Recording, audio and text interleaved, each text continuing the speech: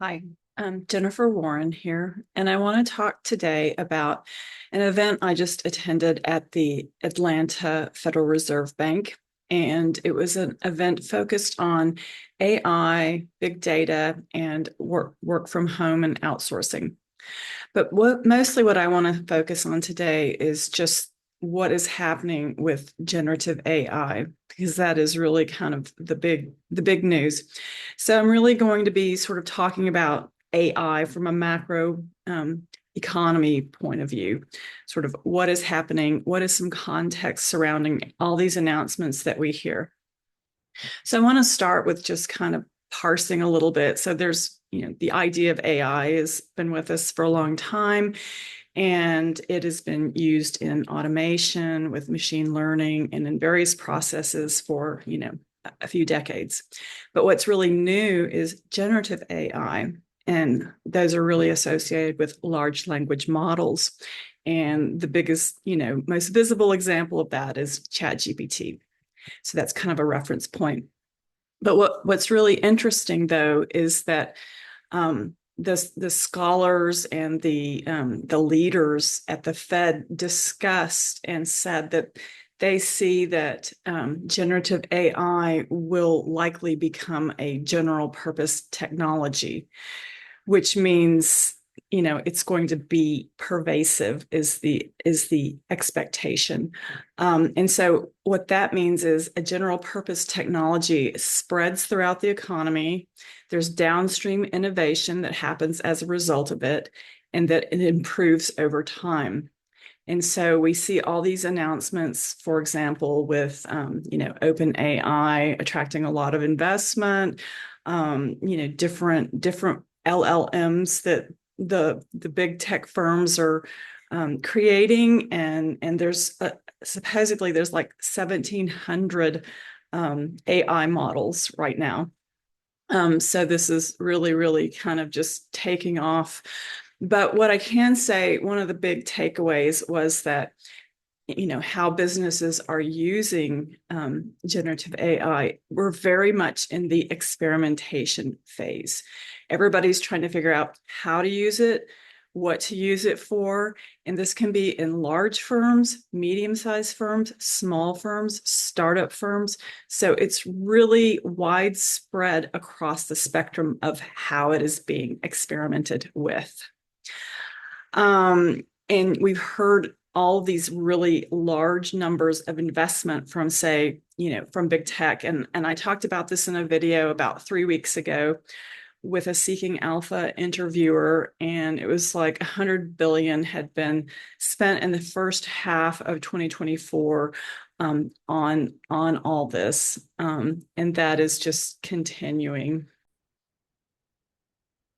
So something that comes to the foreground is that the idea that data is valuable. Many are saying data is the new oil and this sort of thing. And so, people are mining data. And so one thing that was noticed is that the supply of high quality data is slowing. And we've heard some of this with, advances in ChatGPT and, scraping the whole internet and all that sort of stuff. But what you're seeing, aside from large language models, which scrape masses of data, we're seeing small language models. And this is more on the firm level and even on the laptop level. And I think that's sort of something that Apple is sort of starting to do is, and we're going to see it in other places as well. I also saw some information from one of the presenters in the business leaders section that there have been increases of ROE, return on equity, from adopters in, like, I think it was the financial industry. It might have even been banking. So there have been some use cases where there is, really values, starting to show up. So the idea of use cases, which is, how do we use this? How are we using generative AI? This is where the experimentation comes. So finding use cases, finding functions for generative AI. And in one place that it seems to be cropping up a lot is business process efficiencies. We've seen a couple of announcements with Palantir and like British Petroleum. So they have a relationship. Palantir has been managing their, systems, information systems, apparently for some time, had a contract. And so they're trying to explore more ways to, squeeze out some efficiencies and maybe find new ideas, new markets. That's sort of the idea. And there was also another large energy firm that announced also a relationship partnership with Palantir. We've also seen in financial management that this is an area where generative AI, can really come to the fore. There was also a case cited that generative AI has even been used to start filling some labor shortage gaps. And the example was actually in welders, and they were using AI to help with some shortages in welders that this factory needed. So it's that generative AI can be a complement for business. The other thing I heard often was, there still needs to be a human in the loop on all this, and I'll get to more in just a sec.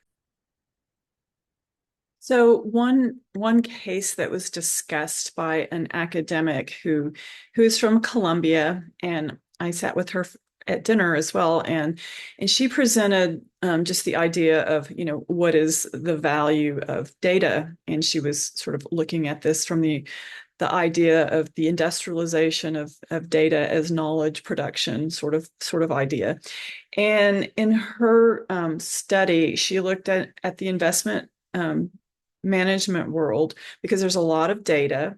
And what she found was, from her research, and the data that they looked at was from 2015 to 2019, that in fact that the value of data increased 23% in 4 years. And part of this was because there was also an increase in analysis workers, analysts looking at data, using data.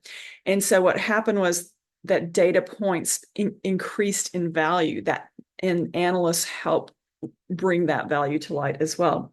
So my sort of takeaway is that, you still need to pair a smart person with the data to make it really, really effective. And that idea was expressed in other ways as well. And so, one of the punchlines from her research was that the value of an analyst actually increased in this case. And what also happened was that with using generative AI and freeing up people to not do so many mundane tasks and have tasks done faster through generative AI, that it allowed for more free time to then focus on higher value add things that generated revenue. So there is this, you can squeeze out cost, but you can also find sources of new value, because you're freeing up your time, which is a cost, and therefore you can focus more on revenue enhancing activities. So now I just want to look at a few slides just to show, a little bit of the cross section that I was exposed to. So this is a slide that was presented by Siemens, and the head of strategy spoke on the business leaders panel. And Siemens is like a 170-year-old firm, and like they manage like 1 in 3 machines around the globe. And so what they were just discussing is, looking at AI-enabled industrial automation and pairing it with, artificial intelligence, cloud services, and sort of their next level of what can be possible. And then this was just something about the idea of how fast this is all moving. So in the past, like from 1950 to 2010, the scaling laws, it was like increasing 1.4 times per year. And today, from 2010 to now in this deep learning era, it's like just over 4 times per year. So that's how fast things have been moving in this information age as of late. And we've also heard, stats about that ChatGPT, advances, or, every 6 months there's this, kind of next level iteration that's quite improved. And this is just kind of showing the idea of a platform. So this is Microsoft Azure's AI model breadth. And something that they talked about, and I've talked about this before too, just in relation to tech and everything digital, is that platforms matter. And that was sort of echoed by Microsoft. And also I see that with Apple. NVIDIA very much talks about their platform, and that's really kind of where you want to be, because that's where a lot of value creation can be. So this is just kind of showing some of the models that are, under the umbrella of the Azure platform. The other thing too that's kind of interesting is just next generation AI transforms common finance activities. And then they were just kind of showing some of the specific ways that this can happen. One that I thought was kind of interesting is as this last bullet about turning raw data and analysis into easily comprehended visualizations, again, using generative AI and using natural language. And this is just kind of, this was presented by a professor, and he was discussing what's the hit list. What are the roles that are most exposed to AI? Because we've heard, a lot of jobs are going to go away. And just to note that, in fact, a lot of jobs have not been going away. In fact, jobs are being added, and they were talking about seeing this in terms of just tasks. If you see your job in terms of tasks, a bunch of tasks, as opposed to an occupation, you can see that there's just going to be a lot more new tasks, and then tasks using generative AI that you'll save time on. So what they were saying is that knowledge workers are kind of in the hot seat on who's exposed, and this is just kind of a list. Mathematicians are up there, proofreaders, web developers, and we even see that with Squarespace. It just kind of helps you very quickly get a website going.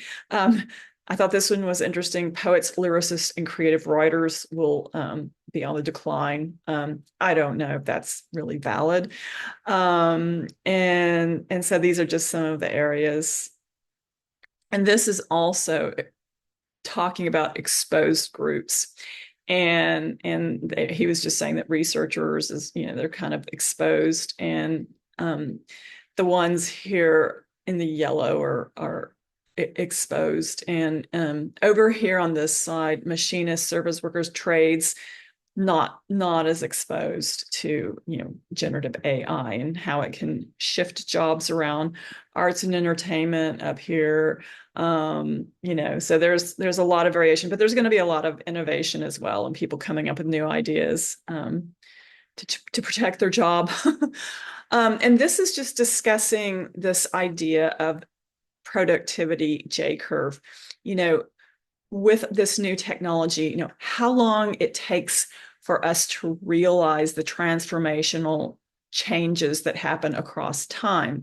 And there's kind of a 40-year span for things to really, really reveal themselves. If you think about electricity, and they use the example of container shipping.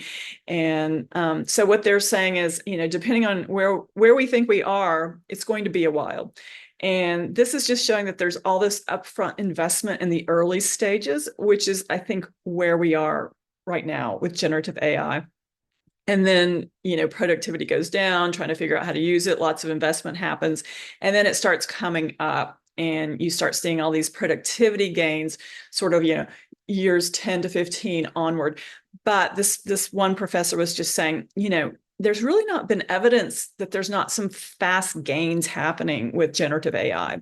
So that's actually good news, and that's a little bit out of the normal, models that are being presented. I'll stop sharing there. And now in sort of the final stretch here. And again, this is just like a thimbleful of a lot of information across the 2 days. I want to talk a little bit about costs, value, and a diffusion timetable. So obviously a lot of the big upfront cost is in training these LLM models. They're very expensive. It can be tens of millions of dollars. And that's why you're seeing, all these big sums of investment being raised and also being questioned, because what's the value that we're going to get for all this investment? Why is Microsoft spending, this is just for example, $100 billion over the next couple of years, to build data centers and all this?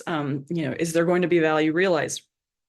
And if you think about it, if you're looking at the idea of a general purpose technology, you definitely want to be the leader. And there are firms that have really natural, I don't want to say monopoly, but kind of like monopolies in this. They're way ahead. They have all the networks and the platforms, in existence. But that's not all. There will be a lot of competition, and we're starting to see this in the market. I mean, there's just so many announcements all the time with many different tech firms trying to get in on the action, and so there's a lot of room for both small firms and large firms in the future. As to let me see. Oh, the other idea about the cost of this, many say, oh, that these are really high costs to invest in generative AI.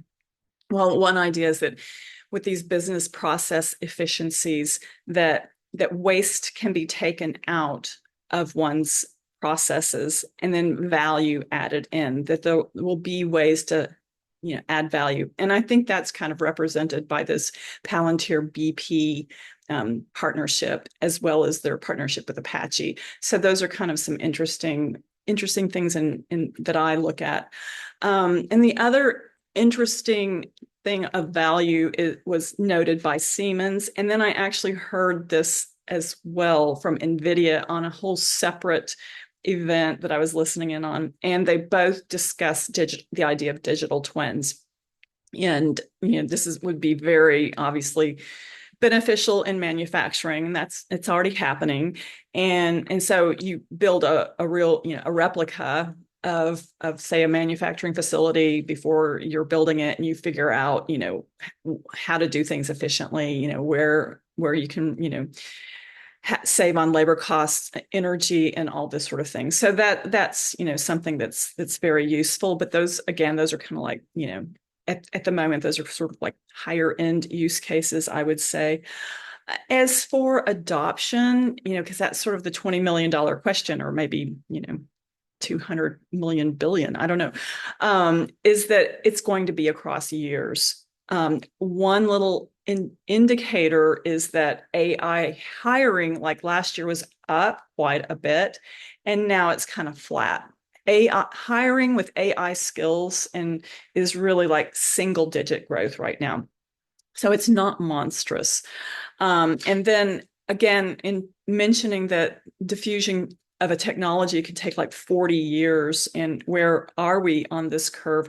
There's a lot of uncertainty as to how this will play out. It'll likely be fits and starts. And the other thing is that this is all going to also be in translation. How do firms translate the use of LLMs, small L language models, and use it in their businesses? So the proper use is even going to take time. So something that I think it might have been the Microsoft person mentioned is that you need to use the right technology for the right workloads. Like, you don't need to be investing in a chat GPT if that's not what you need. You need something, on a smaller scale. So I think those sorts of realizations are happening as well. Just two other little stats is that there was like a government survey of the use of AI, and it came up that 5.5% had used AI in the last 2 weeks. And then a McKinsey study said that 75% used AI, generative AI, in one business function, whereas the year before it was 55%. So the big question too is, with all this cost and all this activity, what's the value? And will we be producing things better, more efficiently? If it solves problems, if it advances things like healthcare, squeezes waste out of the healthcare system, which is very inefficient in the United States, that's a huge opportunity. And then the final thing that I want to mention to do with this is that, again, it was just noted that you're going to need a human in the loop. And so I think that's the really good takeaway. And I think it offers a lot of opportunity in the future. And people will need to, upskill and be creative and find ways to, incorporate generative AI in their business practices. So, as I mentioned, this was just a drop in the bucket of my generative AI journey discussion. And there's a lot of detail in all this. And hopefully, I will be getting to that at a later date. Cheers.